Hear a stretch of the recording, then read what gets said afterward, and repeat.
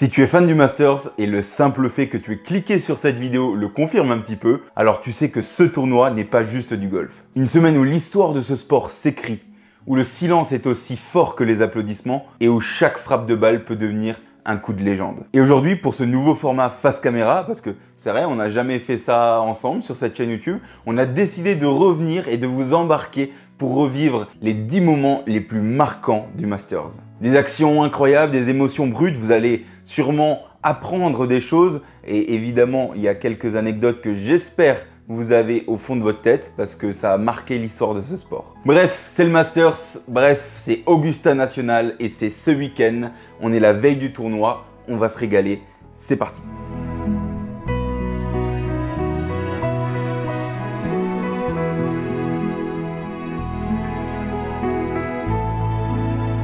Tout d'abord, le Masters est le seul des 4 majeurs de golf masculins qui se joue au même endroit.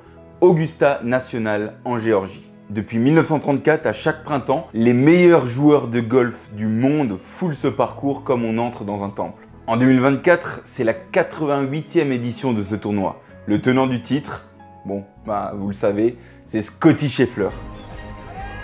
His stardom confirmed. Actuellement sur le toit du monde, numéro 1 mondial, il remporte l'édition 2024 avec un calme et une précision complètement déboussolante. Mais ce tournoi, ce n'est pas juste une question de score. 4 jours de golf, 2 jours le cut, 2 jours. C'est un tournoi à part. Tous les caddies portent une fameuse combinaison blanche. Les vainqueurs reçoivent une mythique veste verte qui se transmet de génération en génération. C'est une icône mondiale du golf. Et le mardi soir, ça m'intéresse. Ils ont même le droit à un petit dîner des champions où le vainqueur a la possibilité de proposer son menu, tout simplement, aux autres vainqueurs du Masters pour qu'ils puissent déguster leurs différentes spécialités culinaires du pays. En fait, c'est plein de petits rituels, du respect et des symboles. Et puis, il y a cette ambiance. Pas de portable, pas de pub aux abords du fairway ou des greens et juste du golf en fait. C'est ça qui est beau. Un parcours d'une beauté folle, je sais même pas comment ils font. Je crois qu'il y a actuellement 200 jardiniers qui sont en train de bosser sur le parcours avec des fairways impeccables et des fleurs de tous les côtés. Bref, le public connaît évidemment chaque recoin de ce parcours et on n'a pas le droit de courir là-bas. Donc il y a des gens qui marchent très très vite, mais on n'a pas le droit de courir. Bref, c'est Augusta, c'est plein de petites anecdotes qui en font de ce tournoi un moment et un tournoi complètement unique. Et donc ça nous tient à cœur de vous présenter ces 10 points aujourd'hui, la veille du tournoi. 1935, Gene Sarazen est le coup entendu autour du monde. À cette époque, c'était la 2e édition du Masters. Moi, ça remonte un petit peu. Je crois qu'il n'y a pas beaucoup de gens qui regardent cette vidéo qui ont pu voir cet événement en live. Ça remonte à loin. Gene Sarazen, c'est à 3 coups du leader. Trou numéro 15, c'est un par 5. Deuxième coup, il sort son bois 4. Il lui reste environ 230 yards. Donc déjà, un bon bois 4. Il a mis un bon drive. Et voilà, il tape son coup et là il rentre l'albatros. À l'époque, ça s'appelait encore double eagle. Je crois même qu'il y a quelques pros qui l'appellent ça encore aujourd'hui. De toute façon, c'est tellement rarissime qu'on a très peu de noms sur ce coup parce que c'est très très rare. Suite à ce coup-là, il arrive à égaliser, à partir en playoff et à gagner le tournoi. Ce coup a littéralement lancé la légende d'Augusta pour sa 2e édition. Et encore aujourd'hui, on l'appelle le coup entendu autour du monde. Oula, la petite traduction en anglais ici, je vous la mets pas avec mon accent parce que vous auriez un peu peur. Jack Nicklaus, 46 ans, est toujours au sommet. Jack Nicklaus, le Golden Bear, a 46 ans. Personne ne le voit gagner du haut de son âge. Et pourtant, dans le dernier tour, il claque un petit 30, un petit 30 sur le back 9. Wonder. Is it enough? Is it enough? Yes! North and South Amateur Champion have Eagle au 15, birdie au 16, putt mythique au 17 qui rendra une image complètement folle avec le point levé. Je pense que vous l'avez déjà tous vu. Maybe. Yes, sir!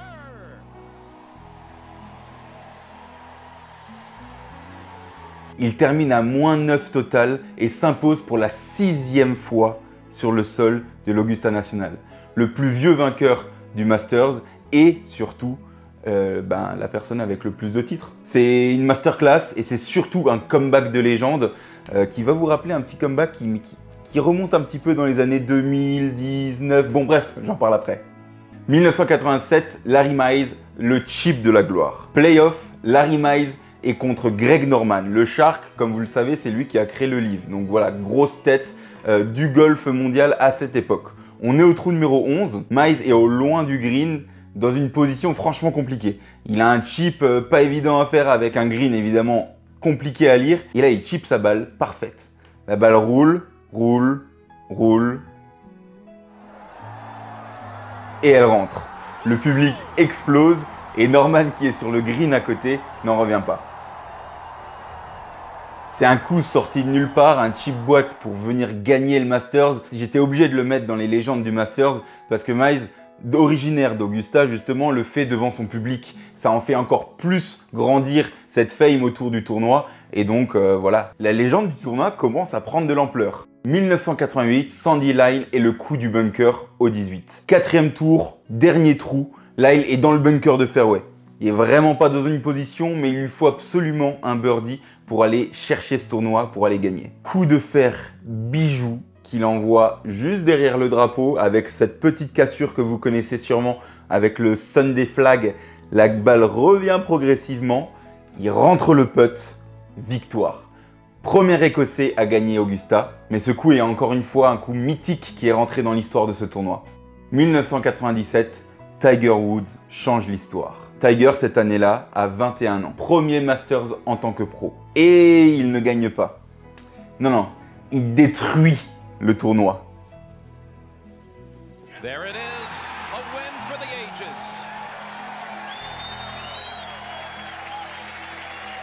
Il gagne avec 12 coups d'avance. 12 coups d'avance, les amis. C'est plus qu'un bus, là. C'est un paquebot entre lui et les différents joueurs. Évidemment, c'est le plus jeune vainqueur du Masters.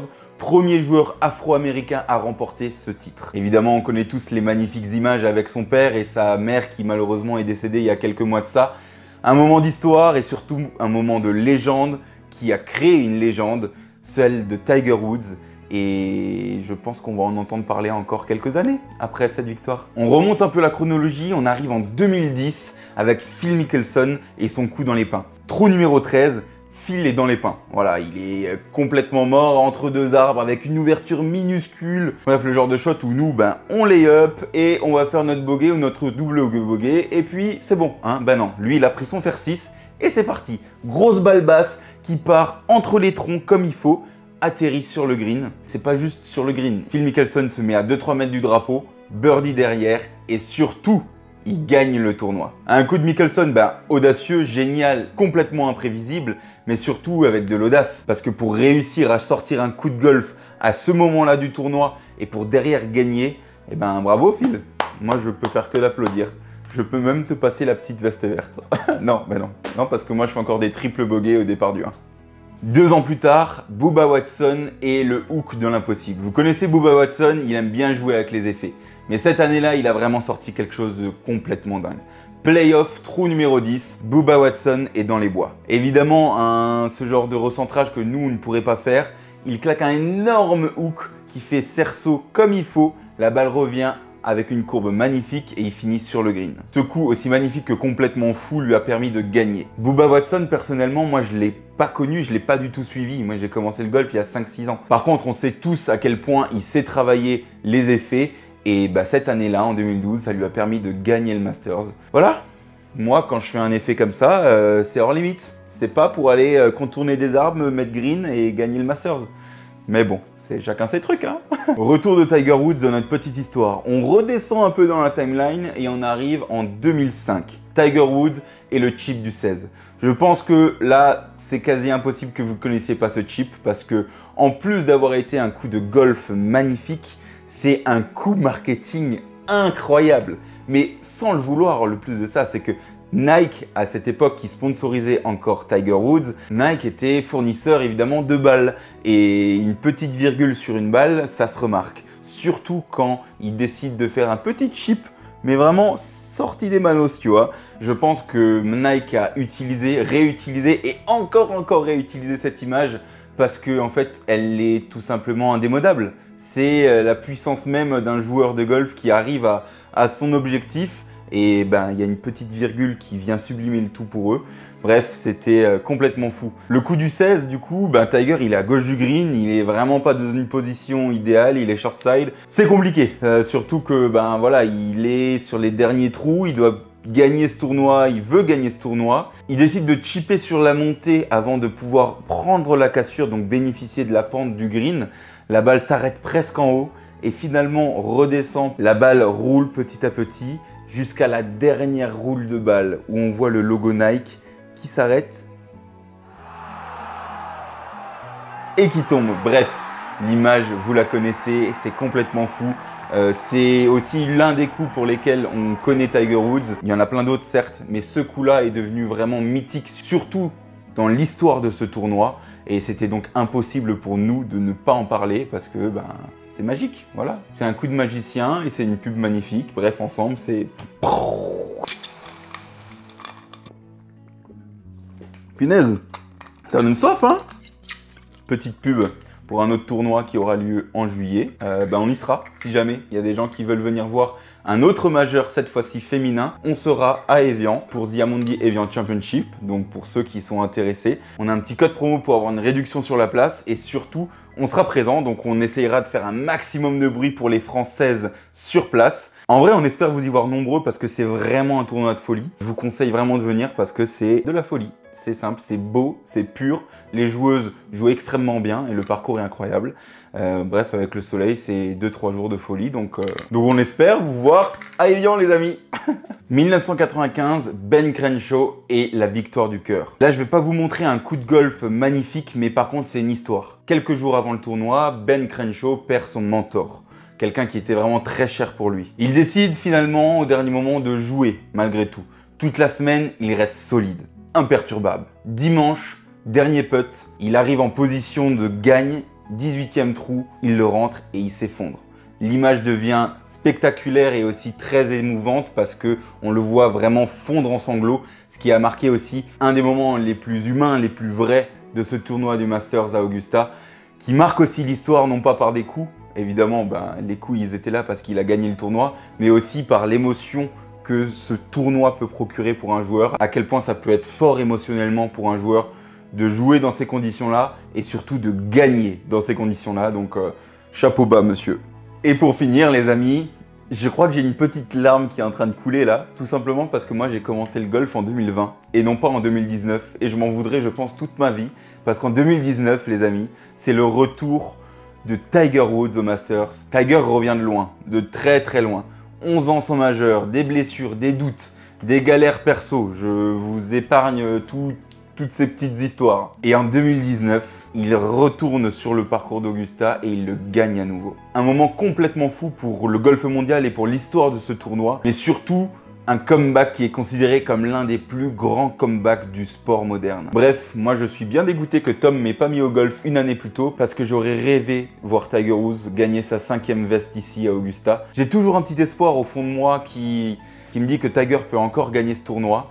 Évidemment, année après année, ça devient de plus en plus compliqué avec ses différents soucis de santé. Mais je croise fort les doigts et même s'il ne le gagne pas, c'est toujours un plaisir de voir Tiger Woods passer un cut à Augusta. Voilà, fin de ce petit top 10 des moments incontournables du Masters. Évidemment, il y en a encore plein d'autres. J'étais obligé de faire un petit format réduit pour tenir dans une vidéo et que vous puissiez la regarder avant le début du tournoi. En tout cas, Tom et moi, on est hyper chaud, on va regarder tous les jours, on va être à fond. On a fait un petit sondage aussi sur Instagram et je crois que j'ai jamais vu ça. On a demandé votre pronostic et bah, vous allez voir en train de défiler. Je pense que 90% des réponses sont en faveur de Rory McIlroy. Évidemment que tout le monde a envie de voir Rory McIlroy gagner, les amis.